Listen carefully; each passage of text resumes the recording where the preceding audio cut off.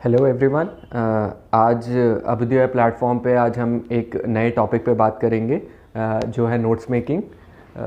Last time जो मैंने video बनाया था उसमें मुझे काफ़ी सारे कमेंट्स मिले थे, जहाँ पे स्टूडेंट्स के बहुत सारे डाउट्स थे नोट्स मेकिंग को लेके कि किस तरीके से करनी चाहिए। तो मुझे लगा कि इस टॉपिक पे हम लोग जो है वीडियो बनाएंगे और इस टॉपिक पे बात करेंगे। तो सबसे पहले नोट्स मेकिंग जो हम कन्फाइन रखेंगे वो करंट अफेयर्स से रिलेटेड रखेंगे कि आप न्यूज़पेपर पढ़ते हैं, आप कोई पर्टिकुलर इशू पढ़ते हैं, उससे कैसे आपको नोट्स बनाने हैं। तो पहली चीज़ तो एक करंट अफेयर से रिलेटेड ये होती है कि आपको किन चीज़ों से अपने करंट अफेयर्स को कवर करना है। तो आई विल सजेस्ट कि आप एक कोई भी न्यूज़पेपर ले सकते हैं और साथ में एक जो है वो मैगज़ीन कोई सी भी आप ले सकते हैं, और ये दोनों चीज़ें सफिशेंट होंगी नोट्स के लिए। तो मैगज़ीन, डिफरेंट कोचिंग की मैगज़ीन्स आती हैं, आप कोई सी भी एक सेलेक्ट कर सकते हैं, बट जो भी सेलेक्ट कर रहे हैं स्टिक टू इट के एक उसी मैगज़ीन से आप नोट्स बनाएं। और साथ में अगर एक न्यूज़पेपर जो भी सेलेक्ट कर रहे हैं वो आप देख सकते हैं, द हिंदू या इंडियन एक्सप्रेस, जो भी न्यूज़पेपर है। तो नोट से रिलेटेड मैं अपनी स्ट्रैटेजी बताता हूँ मैं किस तरीके से करता था। तो स्टार्टिंग में क्या होता है, कोई भी पर्टिकुलर इशू सपोज आता है, for example social media regulation का, जैसे मैं लास्ट टाइम भी बात कर रहा था, तो वो एक इशू है। तो सोशल मीडिया रेगुलेशन, तो होता क्या है कि ये टॉपिक बार बार न्यूज़ में आता है। तो स्टार्टिंग में डिफ़िकल्ट होता है कि किस तरीके से इसको कवर करना है टॉपिक को। तो हमें क्या करना है कि जितना कंसाइज नोट्स हम बना सकें वो हमारे लिए हेल्पफुल होगा एग्ज़ाम पर्सपेक्टिव से। तो जैसे कोई भी जब शुरू होता है कोई टॉपिक, तो उसके लिए इम्पॉर्टेंट होता है कि आप एकदम से नोट्स ना बनाएं, जंप ना करें उसके ऊपर। मैं क्या करता था कि मैं एक रफ़ कॉपी रखता था और रफ़ कॉपी में उस टॉपिक से जितने भी चीज़ें आती थी, एडिटोरियल्स आते थे, उनके जो क्रक्स पॉइंट्स हैं वो उस रफ़ कॉपी में उतारता जाता था। वो रफ़ कॉपी मेरे नोट्स नहीं होते थे, जस्ट मुझे नोट्स मेकिंग में हेल्प करते थे कि बाद में मुझे जब नोट्स बनाने हैं वो मैं किस तरीके से बनाऊंगा। ये मैं आपको एक टॉपिक लेके बताऊंगा कि मैं उस रफ़ कॉपी से किस तरीके से नोट्स बनाता था। एक तो ये तरीका होता है। एक दूसरा तरीका होता है कि आप डायरेक्टली जो है वो नोट्स बनाना शुरू कर दें। उसमें क्या होता है कि डायरेक्टली आप जब नोट्स बनाना शुरू करते हैं तो बहुत बल्कि नोट्स स्टार्टिंग में बनेंगे, क्योंकि हर एक चीज़ आप उतारने लगेंगे टॉपिक वाइज, और उसके बाद जब नेक्स्ट बार फिर से वो टॉपिक आएगा उसको ऐड ऑन करेंगे तो काफ़ी बल्कि हो जाता है, उसको दोबारा पढ़ने में बहुत डिफ़िकल्टी होती है। तो ये डायरेक्टली नोट्स बनाना मैं अवॉइड करता था जब तक कोई भी जो इशू है वो काफ़ी कवर नहीं हो जाता था। एक हफ्ते में उसको पढ़ नहीं लेता था, उसके इन एंड आउट नहीं समझ लेता था, प्रोस कॉन्स उसके, तब तक मैं उसकी नोट्स मेकिंग जो है अपने कंसाइज फॉर्म में नहीं करता था। तो दूसरी जो चीज़ होती है वो ये रहती है। और तीसरी क्या होता है कि आप टॉपिक को अपने माइंड में रखो कि आपने सपोज आज कोई पर्टिकुलर टॉपिक पढ़ा, उसमें कुछ पॉइंट्स थे वो आपको ध्यान है, या आप जो है उसको न्यूज़पेपर को कटिंग करके रख सकते हो कि आपको जो बनाने हैं नोट्स वो आप प्रॉपरली बाद में जब पूरा इन एंड आउट कवर कर लेंगे तब आप बना लेंगे। तो इसमें भी क्या होता है कि न्यूज़पेपर के बहुत बल्कि नोट्स हो जाते हैं और आपको आइडिया नहीं होता कि कौन सा टॉपिक का कहाँ कहाँ सेग्रीगेट करना है। तो इसमें भी बहुत इशू आते हैं। एक तरीका होता है कि आप टॉपिक को मेमोराइज़ कर लें कि आज जो है ये पर्टिकुलर पॉइंट्स आए थे और जब ये पूरा कवर हो जाएगा तब मैं इसके नोट्स बनाऊँगा। तो उसमें भी आप कभी कभी मिस आउट कर जाते हो, फिर आपको इंटरनेट से सर्च करना पड़ता है। तो मेरे लिए तो ये वाली जो ऑप्शन था ये बेस्ट था कि मैं एक कॉपी में, आज सोशल मीडिया रेगुलेशन से कुछ इशू आया तो उसको मैंने उसके पॉइंट्स लिख लिए, कल को फिर कुछ आया उससे रिलेटेड, वो मैंने पॉइंट्स लिख लिए। और जब एक पूरा फ्रेमवर्क तैयार हो गया, और वो फ्रेमवर्क क्या है वो भी मैं आपके साथ डिस्कस करूंगा, वो जब तैयार हो गया तब मैं A4 पे छोटे से उसमें उसको उतार लेता था ताकि वो मैं हमेशा अपने पास रखूं और उसको मेमोराइज करूं। तो जब हम फ्रेमवर्क की बात करते हैं तो फ्रेमवर्क में क्या चीज़ होती है कि सब कोई भी एक पर्टिकुलर इशू होता है, उसका प्रेमाइस क्या है। तो पहली चीज़ होती है प्रेमाइस। तो प्रेमाइस क्या, for example social media regulation के जो रेगुलेशंस आए हैं वो क्या क्या पॉइंट है, वो एक प्रेमाइस हो गया, उसको किस तरीके से आपको देखना है। दूसरा क्या होता है इशू, कि जो भी चीज़ आई है उस पर्टिकुलर चीज़ में इशू क्या क्या आ रहा है, तो वो दूसरा चीज़ हो जाती है। तीसरा होता है कि उस पर्टिकुलर प्रोविजंस का बेनिफिट्स क्या है, वो आपका थर्ड चीज़ हो जाती है। और चौथा जो लास्ट होता है वो होता है कि आपका वे फॉरवर्ड या सोल्यूशन क्या है उस चीज़ का, तो ये आपकी चौथी चीज़ हो जाती है। तो आप कोई भी करंट अफेयर्स का टॉपिक प्रिपेयर कर रहे हैं, इन बेसिक 4 चीज़ों में आपको अपने पॉइंट्स को समराइज़ करना है।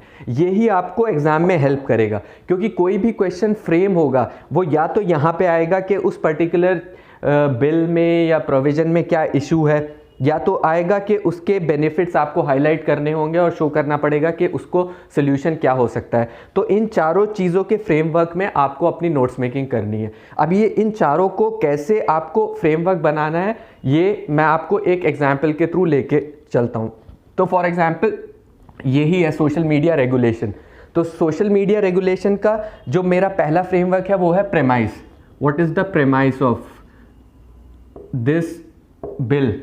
तो प्रेमाइस में आएगा कि क्या क्या प्रोविजंस है, क्या क्या चीज़ें उसमें आती हैं। अब यही मैं आपको समझाने के ट्राई कर रहा हूँ कि ये प्रोमाइस आपको एक जगह भी कहीं मिल सकता है, ये बार बार आप पढ़ेंगे तब आपको मिलेगा। तो आपको उसको कैसे कंसाइज करना है, या तो आप उसको पहले रफ में लिखें या उसको सीधा डायरेक्टली लिखें, तो वो आपको देखना है। अब प्रेमाइस में पहली चीज़ जो आती है सोशल मीडिया रेगुलेशन में वो है ग्रीवेंस रिड्रेसल। तो जैसे मैं आपको बुलेट पॉइंट्स दिखा रहा हूँ, आपको उसी तरीके से अपने जो चीज़ें हैं उसको कंसाइज करना है। अब ग्रीवेंस रिड्रेसल में पूरा एक लेआउट है, कैसे एक टॉप लेवल पे चीफ कंप्लायंस ऑफिसर होगा, उसके नीचे नोडल ऑफिसर होगा, उसके नीचे जो है ग्रीवेंस रिड्रेसल ऑफिसर होगा। तो आप इसको CCO हो गया, ये नोडल ऑफिसर हो गया, और इसके नीचे जो है ग्रीवेंस रिड्रेसल ऑफिसर हो गया। तो आपको जितना हो सकता है आपको कंसाइज करके उसका प्रेमाइस शो कर रहा है, ताकि वो चीज़ आपको याद रहे। तो जितना ट्राई करें कि बुलेट पॉइंट्स में वो हो सके उतना हेल्पफुल होगा। दूसरी चीज़ क्या हो गई, सेफ हार्बर क्लॉज है। जैसे तो अब आप अगर इसके बारे में पढ़ेंगे तो आपको काफ़ी सारा चीज़ें मिल जाएंगी कि सेफ हार्बर क्या है, बट आपको बुलेट चीज़ याद रखनी है कि ये क्या प्रोविजन है। कि IT एक्ट में जो इंटरमीडियरीज हैं, फेसबुक है या ट्विटर है, उनके लिए एक सेफ हार्बर क्लॉज है कि अगर उनके प्लेटफॉर्म पे कोई चीज़ आती है तो वो लोग लायबल नहीं होंगे उस चीज़ के लिए। तो ये गवर्नमेंट ने कहा है कि अगर कोई कंटेंट गवर्नमेंट कहती है कि 24 आवर्स में हटाना है और वो नहीं हटता है, तो ये जो सेफ हार्बर क्लॉज है वो भी ख़त्म हो सकता है, या जो प्रोविजंस इसमें दिए गए हैं अगर वो फॉलो नहीं होते हैं तो ये सेफ हार्बर क्लॉज ख़त्म हो सकता है। तो इसका आपको बहुत कुछ मिलेगा पढ़ने को, लेकिन आपको बुलेट पॉइंट में सिर्फ ये याद रखना है कि there is a clause called safe harbour IT act में, और उसको किस तरीके से जो है वो इस एक्ट में दिया गया है। तीसरी चीज़ है, ये मैंने पॉइंट्स तैयार करे ताकि आप लोगों को समझा सकूं कि किस तरीके से आपको नोट्स बना सकते। तीसरी चीज़ है ट्रेसिंग। अब इसका भी पूरा एक वो है कि जो व्हाट्सएप के जो मैसेजेस हैं वो कहाँ से स्टार्ट हुए हैं, उनकी ट्रेसेबिलिटी जो है वो रखनी है। तो वो ट्रेसिंग जो इंटरमीडियरीज हैं व्हाट्सएप है उसको बोला गया है कि आप गवर्नमेंट अगर पूछती है तो आपको बताना पड़ेगा। तो उसका पूरी जो डिटेल है वो सब आप इसमें अवॉइड कर सकते हैं, क्योंकि यहाँ पे आपको सिर्फ वो बुलेट पॉइंट्स रखने हैं जिन वर्ड से आपको वो चीज़ रिकॉल हो सके एग्जाम में। तो और चौथी चीज़ है OTT रेगुलेशन। तो अब किस तरीके से ये नेटफ्लिक्स एंड ये अदर जो इंटरमीडिएट हैं उनको रेगुलेट किया जा रहा है, उसका एक क्लॉज है कि इसमें आपको क्लासिफिकेशन करना है कि कौन सा अंडर 12 है, कौन सा अंडर 18 है, जो भी कंटेंट आप दे रहे हैं। एक जो है आपको सेल्फ रेगुलेशन करना है। तो ये चीज़ है। और एक आखिरी चीज़ जो है वो डिजिटल प्लेटफॉर्म पे जो न्यूज़ है, डिजिटल न्यूज़ मीडिया, उसको वो भी उन्हीं रूल से गवर्न होंगे जो जिनसे मीडिया गवर्न होती है। तो ये देखिए इसका जो प्रेमाइस है मैंने इन 5 वर्ड्स हैं जस्ट उसमें कर दिया है। अगर मुझे ये याद रहता है तो मैं एग्ज़ाम में इसको एक्सपैंड कर सकता हूँ आराम से कि किस तरीके से इसको आगे मुझे करना है। और ये आपको हार्डली थोड़े से पेपर में आपको पता लिख सकते हैं और इसका नोट्स बना सकते हैं।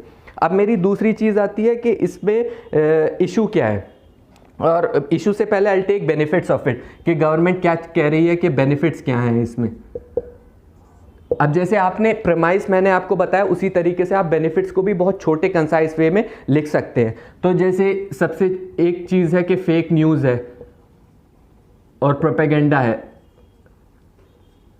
तो अभी आपने देखा कि फार्मर प्रोटेस्ट के टाइम पे काफ़ी ट्विटर हैंडल्स आ गए थे जो फार्मर जेनोसाइड और इन सब चीज़ों की बात कर रहे थे। उसके अलावा भी काफ़ी फेक न्यूज़ जो है वो प्लेटफॉर्म पे चलती रहती है, जिसकी वजह से गवर्नमेंट ने उसे हटाने के लिए भी बात कही, बट वो पॉसिबल नहीं हो पा रहा था। तो इसके बेनिफिट ये होंगे कि इनकी अकाउंटेबिलिटी फिक्स होगी, जो भी सोशल मीडिया के प्लेटफॉर्म्स है, ग्रीवेंस रिड्रेसल ऑफिसर होगा। तो हमें इसका सिर्फ ये हेडिंग लिखनी है ताकि इस हेडिंग से हम एक्सपैंड कर सके। दूसरा, इनका बहुत ओपेक एल्गोरिथम है।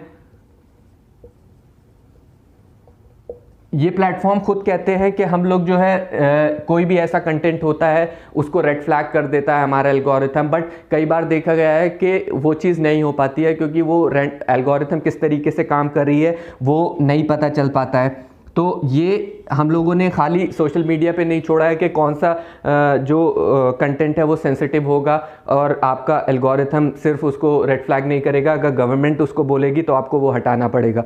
तीसरी चीज़, अगर हम बेनिफिट्स में देखें तो मैंने जो वर्ड यूज़ किया वो सुप्रा नेशनल एंटिटी लिखा है। अगर आप देखें तो ये फेसबुक और ट्विटर जो है ये नेशनल बाउंड्रीज़ में तो रेस्ट्रिक्टेड नहीं है। ये इनका जो पूरा वर्किंग है ये पूरा डिफरेंट कंट्रीज़ में होता है। अभी ऑस्ट्रेलिया में फेसबुक का टसल चल रहा है, गूगल का टसल चल रहा है, किस तरीके से शेयरिंग करनी है रेवेन्यूज़ की, किस तरीके से प्लेटफॉर्म को यूज़ करना है। तो ये सारे इश्यूज़ जो हैं ये इसको कंट्रोल करने में हेल्प करेगा। इसी तरीके से इन जो बड़ी साइट्स हैं इनकी मोनोपोली हो गई है, तो इसकी वजह से क्या हो रहा है कि जो स्मॉलर मीडिया कंपनीज़ हैं या स्मॉलर डिजिटल फर्म्स हैं वो इसका उनको लेवल प्लेइंग फील्ड नहीं मिल पा रहा है। तो आप देखिए मैंने बेनिफिट्स को किस तरीके से इन 4 वर्ड्स में आप इसको कंसाइज कर लिया। आप भी इसको अपने तरीके से कर सकते हैं कि किस तरीके से उन वर्ड्स, उन बुलेट पॉइंट्स को यूज़ करना है ताकि आप एग्ज़ाम में इन चीज़ों को रिकॉल कर सके। मुझे ये बड़ी आसानी से याद हो सकता है कि इसके प्रेमाइस में 4 पॉइंट्स थे वो किस तरीके से है, बेनिफिट्स में 4 पॉइंट थे वो किस तरीके से है, बाकी मैं एक्सपैंड अपने हिसाब से कर सकता हूँ। अब हम अगर इश्यूज़ की बात करें तो इश्यूज़ में आप देखिए कि मैंने जो इशू लिखा है सबसे पहला वो ओवर रेगुलेशन का लिखा है। अब ओवर रेगुलेशन जैसे ही मेरे दिमाग में आता है तो मैं उसको एक्सपैंड कर सकता हूँ अपने नोट्स में, जब भी मैं एग्ज़ाम में आंसर लिखूंगा या कुछ भी लिखूंगा। ओवर रेगुलेशन में जब मैं पढ़ा तो मुझे क्या है कि जैसे कोई भी ये सेफ हार्बर का क्लॉज है, इसमें कंटेंट की बात की है 24 आवर्स में हटाना पड़ेगा। अब ये गवर्नमेंट के डिस्क्रिप्शन के ऊपर है, सवेरेनिटी या इंटीग्रिटी या बाकी कोई भी चीज़ें हैं जिसकी वजह से गवर्नमेंट इन प्लेटफॉर्म्स को बोले कि ये कंटेंट आपको हटाना है, तो ये कहीं ना कहीं कॉन्फ्लिक्ट करेगा आर्टिकल 19 जो है वो फ्रीडम ऑफ एक्सप्रेशन के साथ।